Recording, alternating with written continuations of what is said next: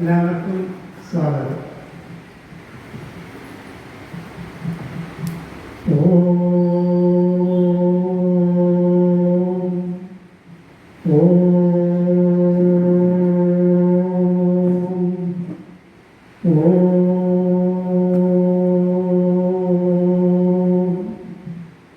ഗജാനനം ഭൂതഗണാതിസേവിതം കവിദ്ധജംബൂഫലസാരഭക്ഷിതം ഉമാസുതം ശോകവിനാശകാരണം നമാമി വിഘ്നേശ്വരപാദപങ്കജം. കഴിഞ്ഞ സംഘത്തിൽ ശ്രീ ശശിധരൻ സാറ് പല പല കാര്യങ്ങൾ നിങ്ങളോട് ഉദ്ബോധിപ്പിക്കുകയുണ്ടായി. അതിൽ എങ്ങനെയാണ് ധർമ്മം സംരക്ഷിക്കപ്പെടേണ്ടത് എന്നൊക്കെ നിങ്ങൾക്ക് ഗീതയിൽ പറഞ്ഞിരിക്കുന്ന കാര്യങ്ങൾ വിശദമായി പറഞ്ഞു തരികയുണ്ടായി. ഗീതയിൽ തന്നെ പറയുന്ന ഒരു കാര്യം ഞാൻ നിങ്ങളുടെ ശ്രദ്ധയിൽപ്പെടുത്തുകയാണ്. യഥാ യഥാഹി ധർമ്മസ്യ ഗ്ലാനിർഭവതി ഭാരത അഭ്യുത്ഥാനം അധർമ്മസ്യ തദാത്മാനം സൃജാമ്യഹം എന്ന് പറഞ്ഞാൽ, എപ്പോൾ എവിടെ ധർമാചരണത്തിന് ക്ഷയം നേടുന്നുവോ, എപ്പോൾ അധർമ്മം തഴച്ചു വളരുന്നുവോ അപ്പോഴെല്ലാം ധർമ്മ സംസ്ഥാപനത്തിനായി ഞാൻ അവതരിക്കുന്നു. ഭാരത ശ്രീരാമ അവതാരം എന്ന് പറയുന്നത് മഹാവിഷ്ണുവിൻ്റെ 7ാമത്തെ അവതാരമാണ്. അതിന് മുമ്പുള്ള അവതാരങ്ങളെ പറ്റിയൊക്കെ നിങ്ങൾക്ക് അറിയാമായിരിക്കും. എന്നാലും ഞാനൊന്ന് സൂചിപ്പിക്കാം. മത്സ്യം, കൂർമ്മം, വരാഹം, നരസിംഹം, വാമനൻ, പരശുരാമൻ, ശ്രീരാമൻ, ബലരാമൻ, കൃഷ്ണൻ, കൽക്കി. ഇതാണ് 10 അവതാരങ്ങൾ. ഓരോരുത്തർക്കും ഓരോ അവതാര ലക്ഷ്യങ്ങളും ഉണ്ടായിരുന്നു. മുമ്പ് പറഞ്ഞതുപോലെ ധർമ്മ സംസ്ഥാപനാർത്ഥം എന്നാണ് പറയുന്നത്. മത്സ്യാവതാരം ഉണ്ടായത് ഹയഗ്രീവനെ കൊന്ന് വേദങ്ങളെ വീണ്ടെടുത്ത് ബ്രഹ്മാവിന് കൊടുക്കുന്നതിന് വേണ്ടിയാണ്. കൂർമാവതാരം പാലാഴി മദനത്തിൽ പാതാളത്തിലേക്ക് താഴ്ന്ന മന്ദരപർവ്വതം ഉയർത്തിക്കൊണ്ടുവരുന്നതിനാണ്. വരാഹം ഹിരണ്യാക്ഷനെ വധിച്ച് ഭൂമിയെ തേറ്റമേൽ ഉയർത്തിക്കൊണ്ടുവരുന്നതിന് വേണ്ടിയായിരുന്നു. നരസിംഹം ഹിരണ്യകശിപുവിനെ മാറിടം പിളർന്ന് കീറിപ്പിളർന്ന് കൊന്ന് ഇതിനു വേണ്ടിയായിരുന്നു.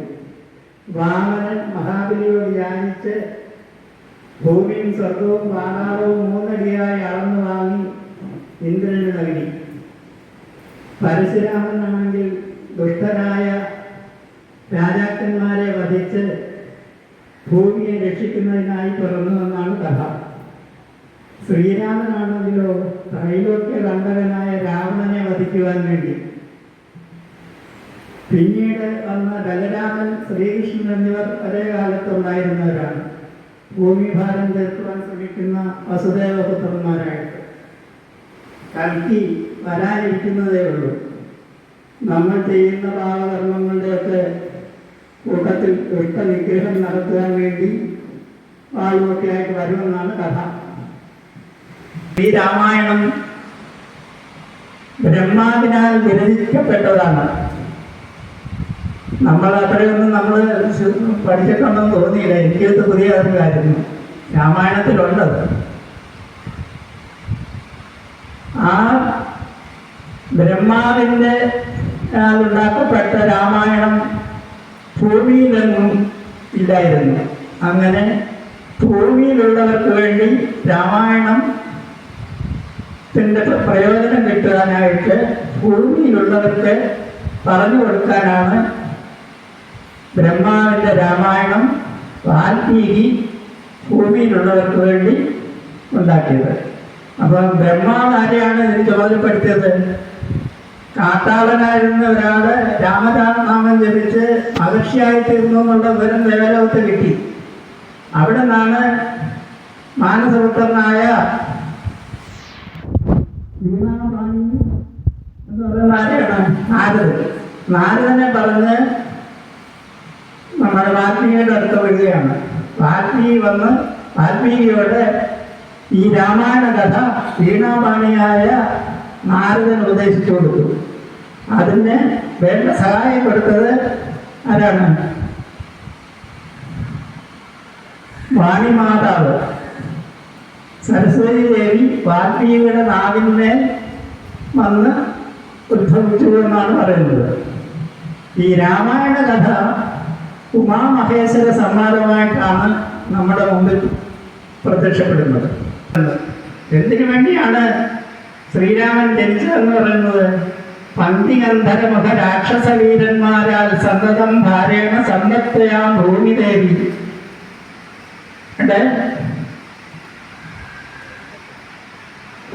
സങ്കടം കേട്ട് അതിനുള്ള ഈ ദുഃഖം തീർക്കാൻ വേണ്ടി ആണ് ഭഗവാൻ ശ്രീരാമനായിട്ട് അവതരിച്ച് രാക്ഷസകുലത്തിലെ ത്രൈലോക്യകണ്ടകനായ രാവണനെ വധിക്കുന്നത്. ഈ സന്താപം നിവർത്തിക്കുവാൻ വേണ്ടി ആരൊക്കെയാണ് പോയത്? വിഷ്ണുവിൻ്റെ അടുത്ത് ഗോരൂപം പൂണ്ട ഭൂമിദേവി, അതിനെ സപ്പോർട്ട് ചെയ്തുകൊണ്ട് ബ്രഹ്മാവ്, ദേവന്മാര് ഇവരെല്ലാവരും കൂടി പാൽക്കടലിന്റെ ചുറ്റും പോയിരുന്ന്, അതിനകത്ത് ചാടാൻ നോക്കത്തില്ലാത്തതുകൊണ്ട് ചുറ്റും പോയിരുന്ന് കഥ ശ്രീ മഹാവിഷ്ണുവിനോട് പറഞ്ഞു. ഭൂമിദേവിയുടെ സങ്കടം കേട്ട മഹാവിഷ്ണു എന്ത് പറഞ്ഞു? ഞാൻ ഇതിന് പരിഹാരം ഉണ്ടാക്കി തരാമെന്ന് പറഞ്ഞു. ബ്രഹ്മാവ്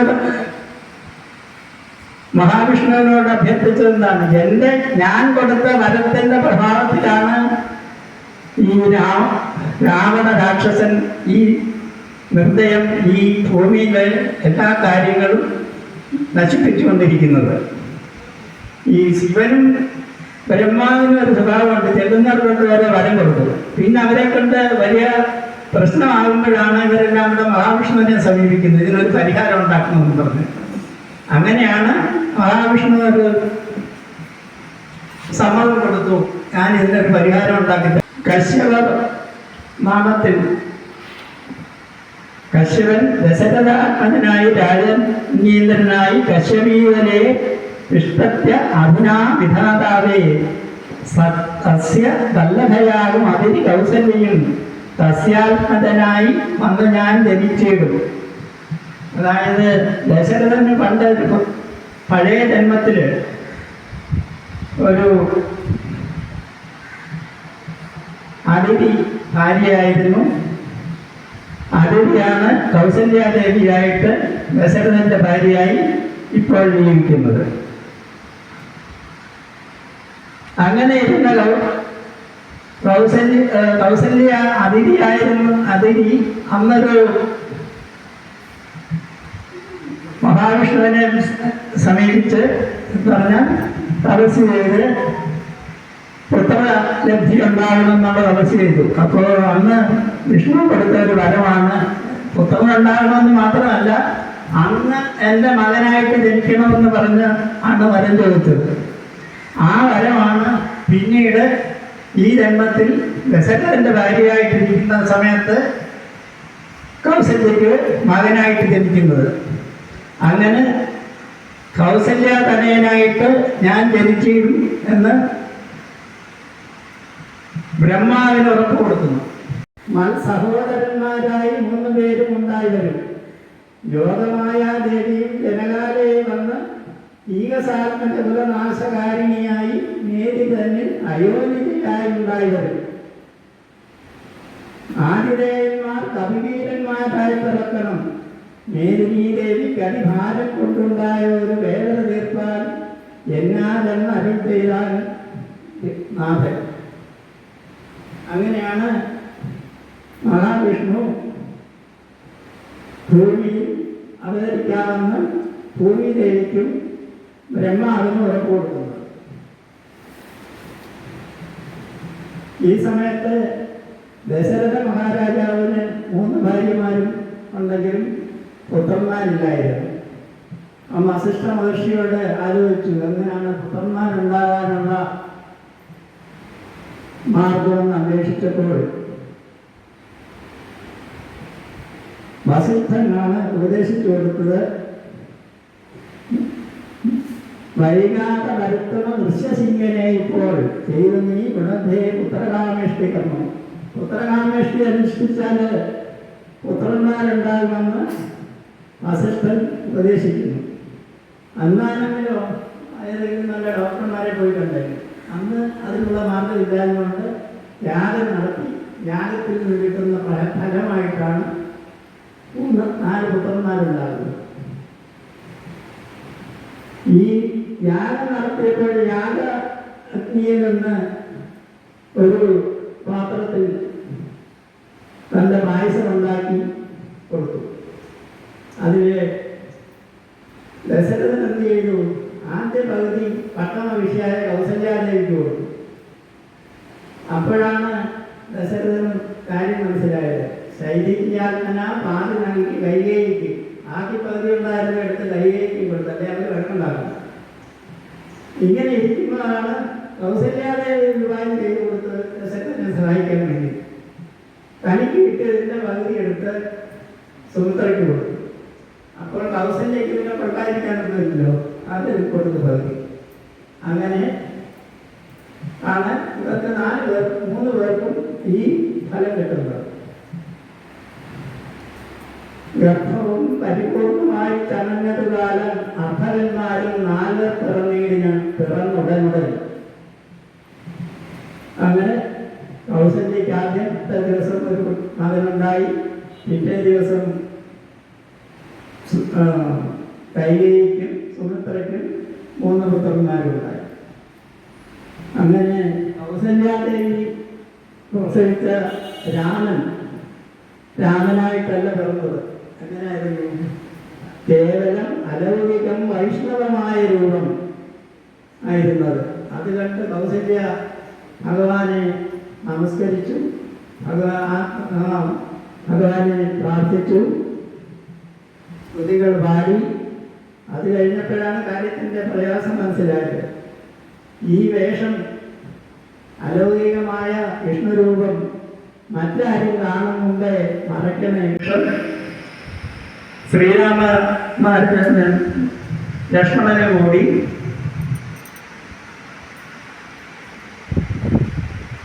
സീതാ സ്വയംവരത്തിന് പോകുന്നത്. രാമലക്ഷ്മണന്മാരെ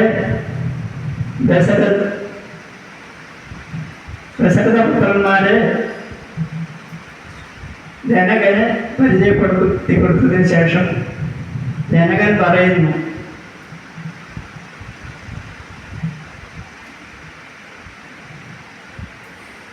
ഇവിടെ ഒരു ശാപം, അതായത് വില്ലിരിപ്പുണ്ട്. ശിവൻ നൽകിയ വില്ലാണ്. ഈ വില്ല് കുലച്ച് വലിച്ച് അമ്പയക്കുന്നവർക്കാണ് ഈ എൻ്റെ മകളെ വിവാഹം ചെയ്തു കൊടുക്കുന്നെന്ന് പറയുന്നു. അപ്പോഴാണ് ബാലകന്മാരെ ഭോഗവിധരാതിരിക്കുന്ന കാലവും വൃഥാ കളഞ്ഞിടരുതല്ലോ, യാഗവും മഹാദേവജാപവും കണ്ടു പിന്നെ വേഗം അയോധ്യയും ഉദാഹരണെ കാണാം. ഇങ്ങനെയൊക്കെ പറഞ്ഞ് ശ്രീരാമനെയും ലക്ഷ്മണനെയും കൂടെ ജനകന്റെ രാജധാനിയിലെത്തിക്കുന്നു.